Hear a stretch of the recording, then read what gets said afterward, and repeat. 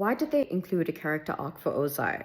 We learn about him and fear him even more by never seeing him in the animation until book 3, and until his reveal, we know he's there. But Ozai's exposition in the live action is exactly what we assumed he was all about, so there were no surprises. The funny thing is, Ozai doesn't go through a character arc. He doesn't get better, he doesn't get worse. He's already pure evil, and that's just a straight line. It's not an arc. There's no need for his exposition and all the focus on what he's doing and thinking. That's where Sweet Tooth also got it wrong in the second season. Netflix writers spend way too much time and focus on the villain's POV. You create way more terror, fear, and anticipation the less you know about them, because what you learn about them never amounts to anything or any changes in who they've always been. You're just taking time away from characters who are actually changing, transforming, and evolving through their experiences. These types of villains won't change their perspective no matter what new data you give them. Their level of self-importance and obsession is beyond that which can be reasoned with. You can't spend time getting into motivations and backstories of characters who are innately evil, because nothing will ever be able to justify their actions. It's enough to show them doing the evil things and then hearing about them and their philosophies through other characters who've been directly impacted by them, so you can see how they contrast with the villain. That comparison is important. Then you can spend time on the other characters.